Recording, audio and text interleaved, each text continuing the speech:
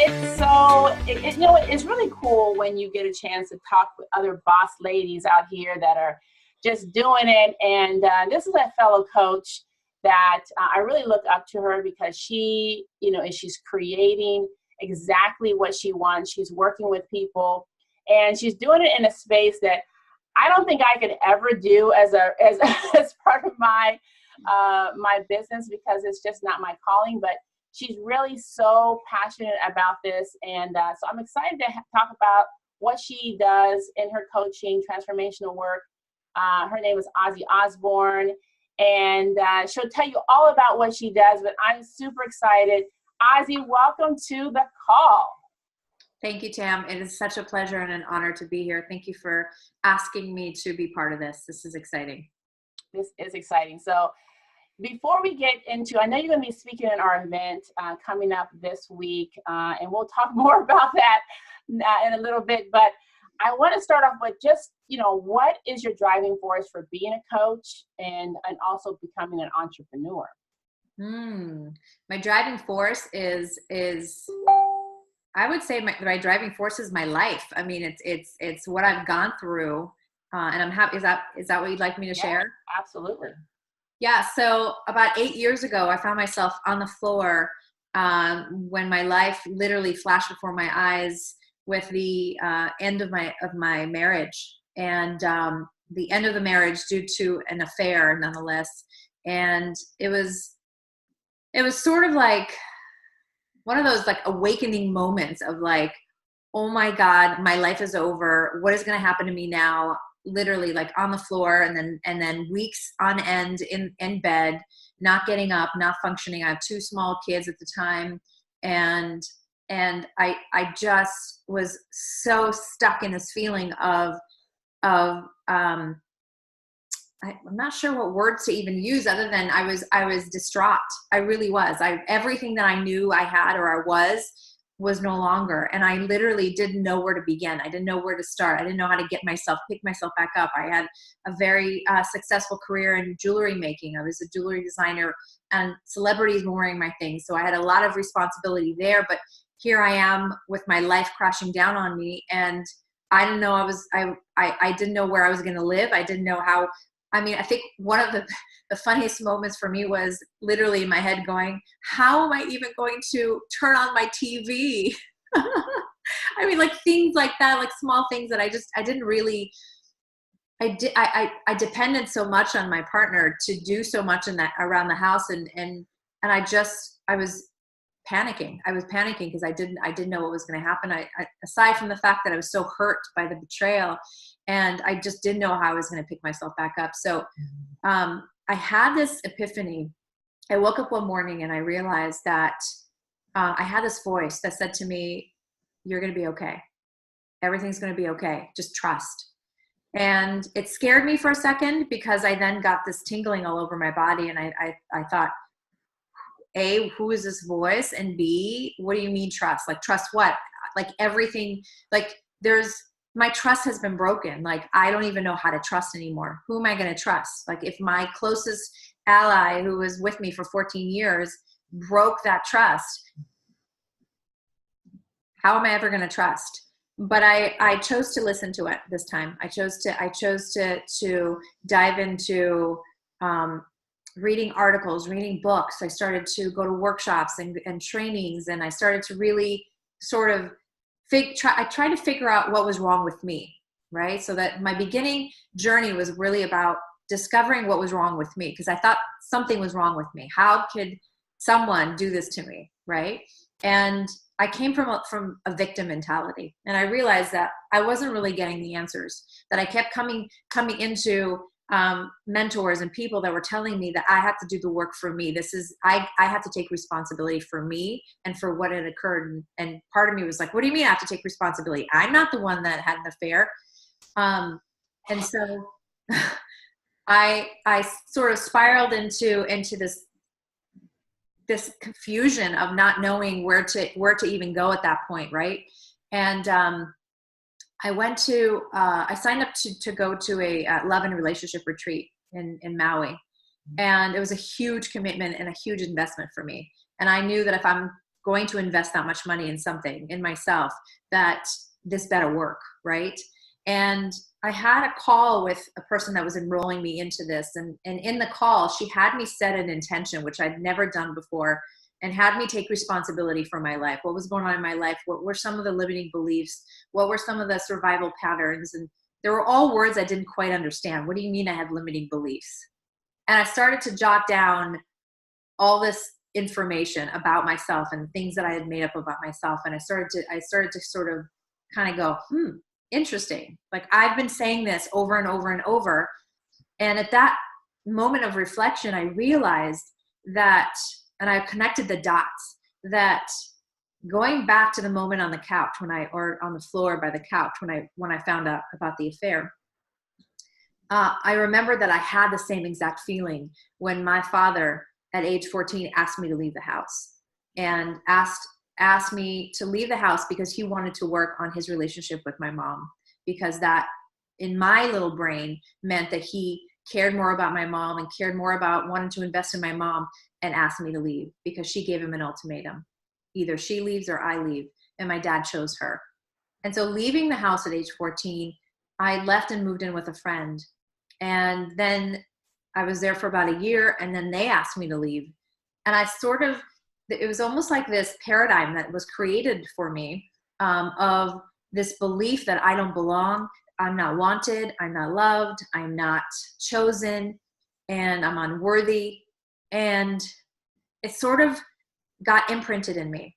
And that is how I viewed the world. I came to the world and I came into relationships already assuming that I'm not worthy of it. And I didn't know that until I did that reflection exercise. And as I did that reflection exercise, I realized that that story sort of carried on over and over and over in every area of my life and in every relationship I had. And I was able to connect the dots, and I was like blown away by how one story was able to create all that for me for the rest of my life. And it became a self-fulfilling prophecy. And at that moment, I made a decision for myself. And I decided that I was never going to tell that story again, that I was ready to let that go. And I was ready to show up to that retreat fully immersed in what it is that I get to learn. And sure enough, that retreat was, because I made that decision, that retreat was everything for me. And the reason why it was everything for me, it was because it was at that retreat that I decided that relationship work and love work is exactly where I wanted to be. It's exactly where I was meant to be. That was my purpose. And I had to go through all those experiences through relationships to be able to teach it to other people. And I came back from that retreat, and I was gung-ho, and I haven't stopped since. And my mission really is to create opportunities for people to shift their stories, to shift their narratives, so that they can create a life that they desire, a life that they're worthy of. And they can't do that until the limiting beliefs, the things that hold them back, are recognized, identified, and released, and then reprogrammed.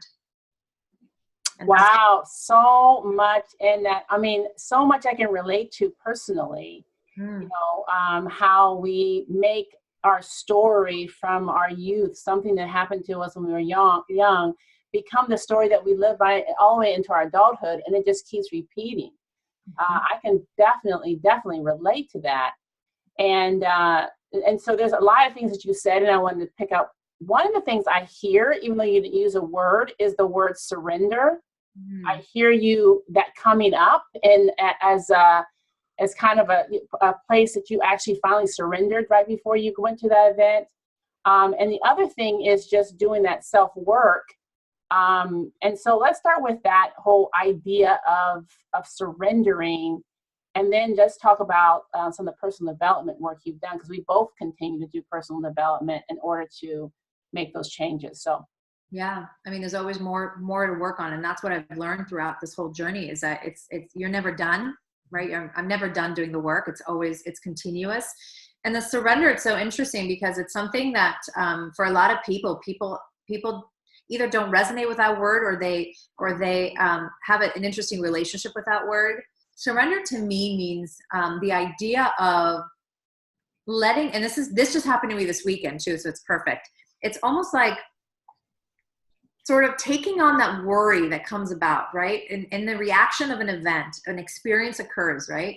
Something happens, right? And you get triggered, right? That activation of the story, the narrative, the limiting belief kind of shows up, and it sort of throws you off track, right?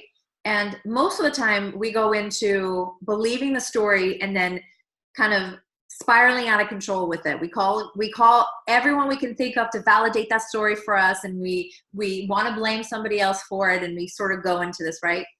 Does that? Yep.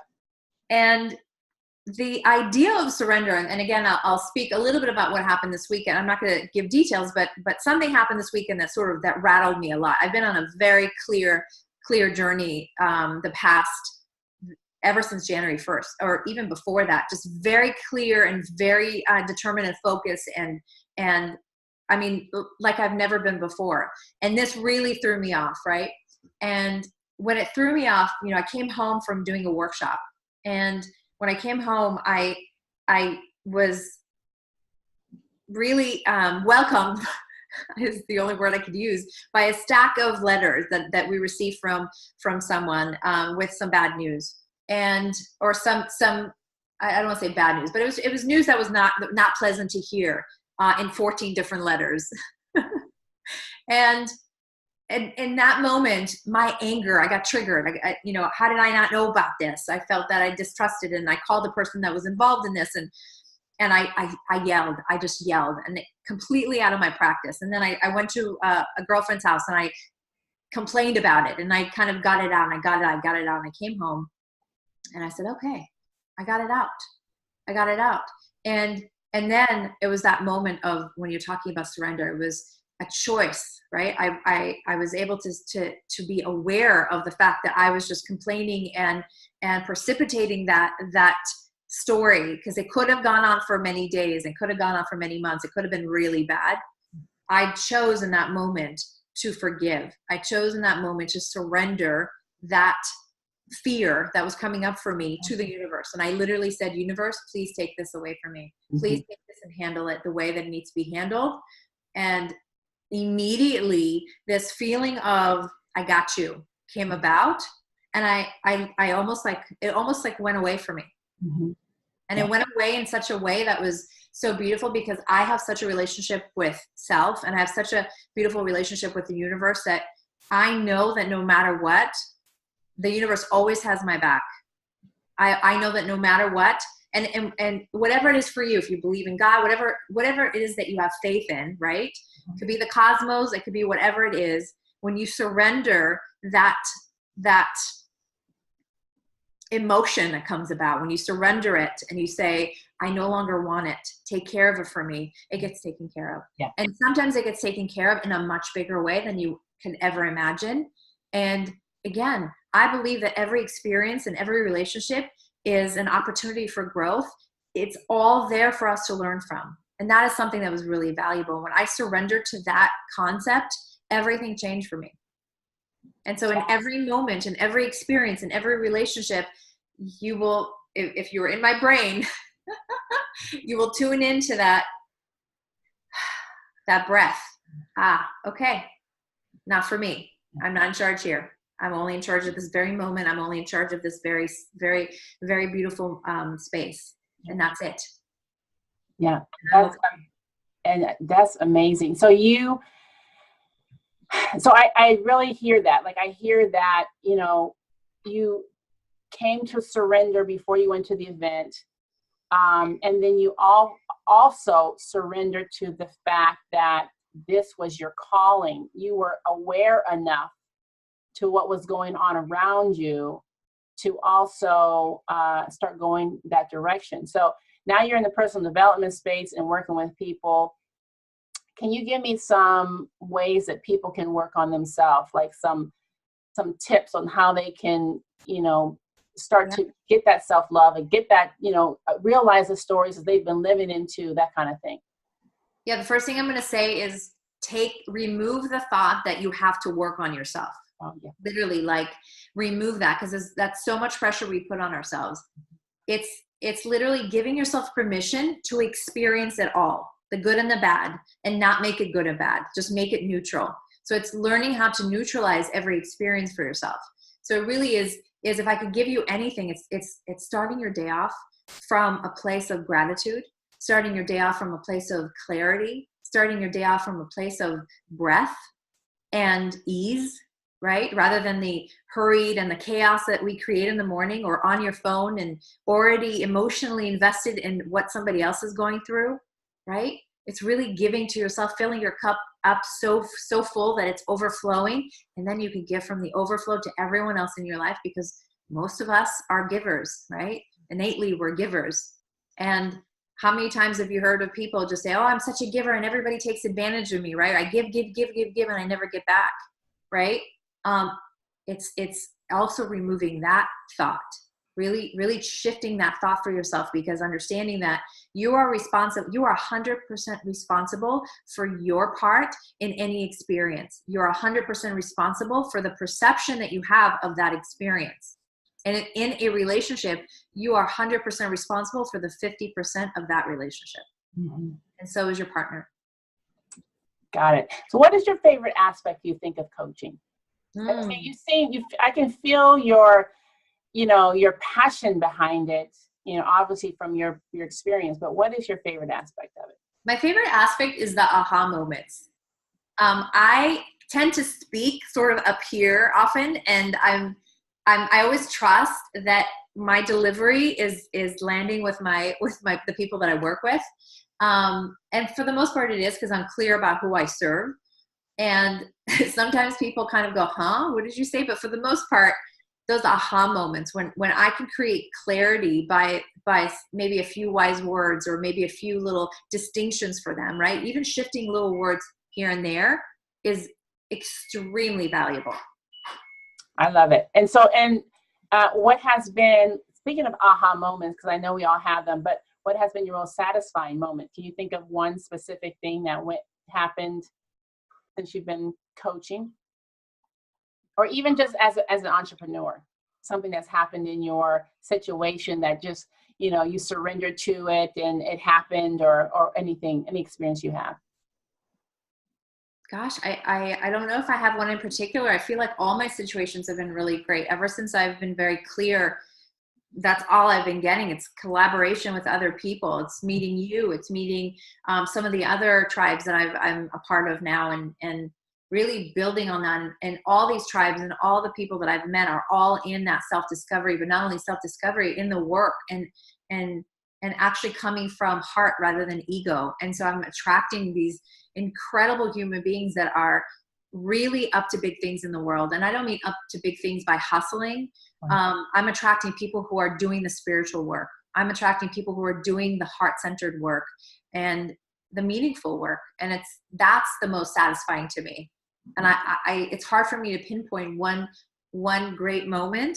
I think they're all great moments, even the bad ones, because I always end up on the right track. Very good. What piece of advice would you give to other people who want to become an entrepreneur or pursue coaching? I would say get clear. First of all, understand that we don't only have one purpose in this lifetime. But get clear on what it is that brings you joy in life, and I always have people, when people are like, I don't know what I'm supposed to be doing. So I have them do two things. I ask them, what brings you joy in life? What do you love doing? Like every day, tell me what you do all day. And let's say cooking, right? And what do people come to you for advice? When people call you up and they're complaining about something, or they're asking for your advice, what do they ask you? And that usually will reflect to them how their peers revere them, right? Like how do they find them as an expert in what field, right? Because a lot of times we're really good at something. We're maybe good listeners.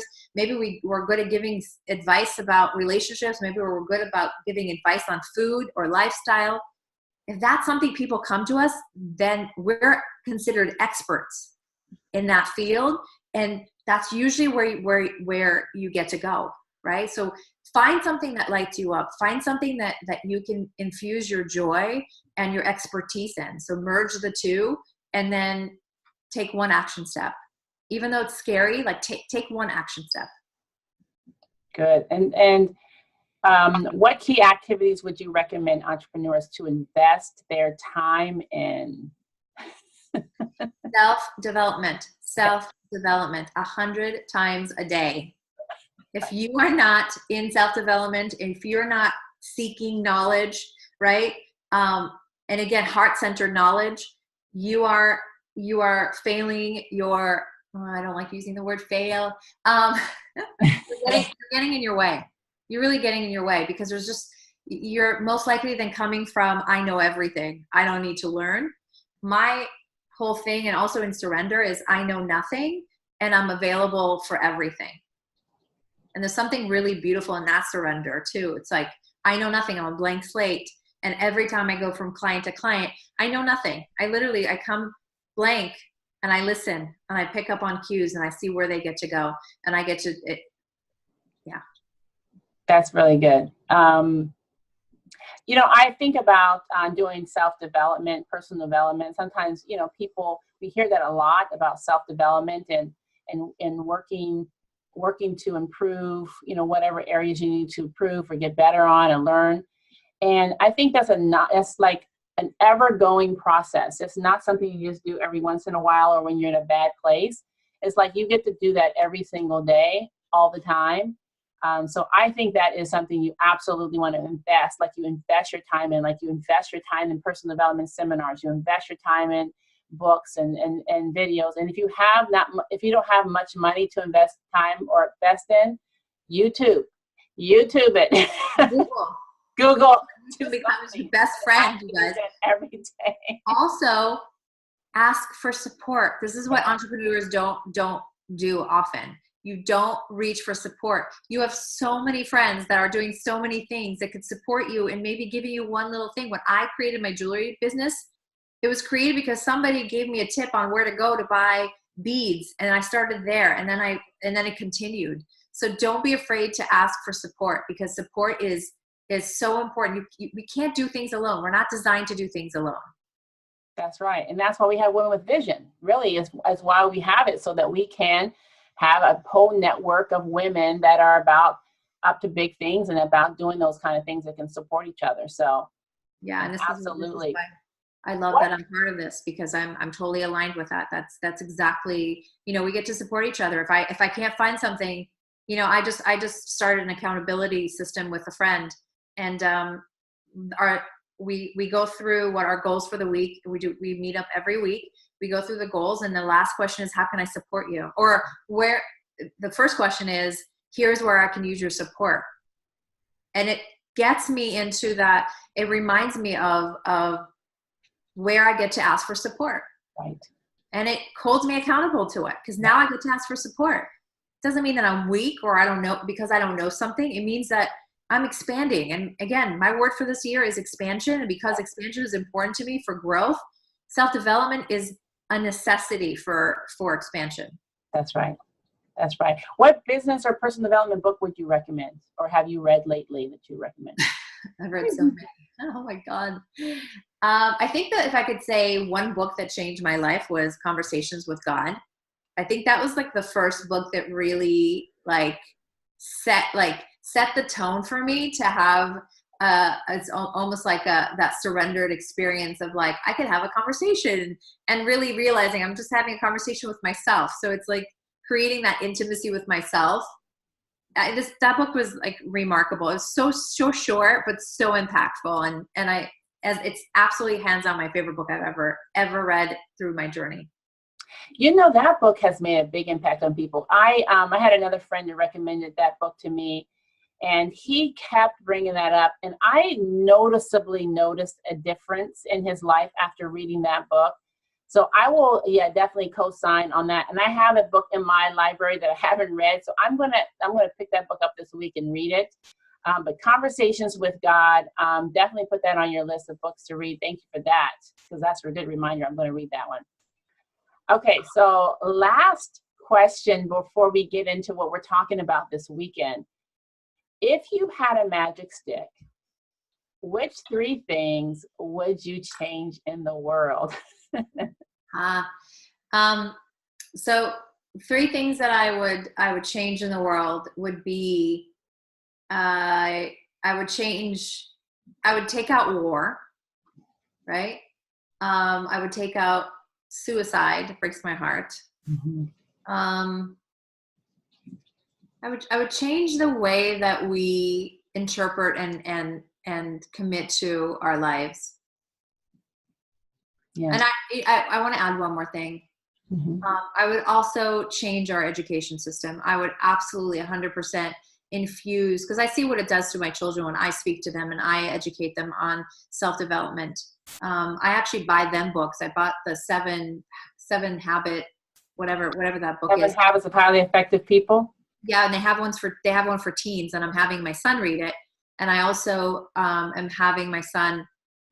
Yeah, I mean, I got to tell you that this stuff gets to be learned from the start, from elementary school. It gets to be infused in our kids. Self-love gets to be a subject that is taught in schools. Mm-hmm. I agree. Okay, so let's talk about Saturday. Woo!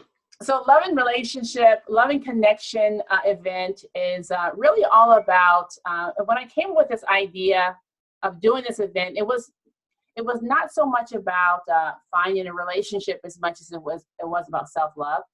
And so I was thinking of all the people that I knew. Of course, Ozzie, first person who came to mind because of your background. And so I want you to share with us what you plan to talk about, to just kind of wet our whistle and get us super excited about coming to this event. Because there's a lot, you guys. There's a lot that you're going to get from coming out here. So, Ozzie, what are we going to learn from you? Well, one of the things that I started was a podcast called The Sexy Shift, and I just was talking to a business coach, and she reminded me that she absolutely loves the name, and I get to capitalize on it. I get to continue it because I for a while stopped recording. But the idea is that you're going to get a sexy shift. You're going to get a shift in your perspective. You're going to get a shift in your belief system so that you can open up that portal. You can get to that place that I got you in the surrender of receiving the beautiful things that life gets to bring to you, the things that you're worthy of, right? A lot of us know we're worthy or say we're worthy, but we don't quite believe it. So I'm going to take you through an exercise that's going to have you sort of shed away a lot of the stories that you tell, shed away a lot of the limiting beliefs, and we're going to replace it by doing a fun activity. We're going to replace it with something that's actually going to be imprinted in your subconscious, so that you can start to do the work yourself. You can start to see results in your life and really understand your responsibility as a human. Yes. Well, you guys, you definitely don't want to miss this event. February 9th. It's going to be a lot of fun. We're going to have some raffles going on. You'll get a chance to ask any questions that you have. You know, these are professional coaches. You don't get this opportunity all the time to be able to ask questions and get your personal development over the weekend. Spend some time with some boss ladies, get inspired, network. So, Ozzie, I'm really excited to see you. And is there anything else you want to share with us? Any other tips that you want to share before we sign off? Yeah, if you're listening to it right in this moment, close your eyes and take a deep breath and say something nice to yourself. Yes, very important. Yeah, we got to start to change those conversations in our minds that really block us from receiving. Very, very true. Thank you so much, and enjoy this rainy way. We're here in California and it's raining, but it's sunny over here. So thank you for your light that you continue to share with us. And we'll see you on Saturday. See you Saturday.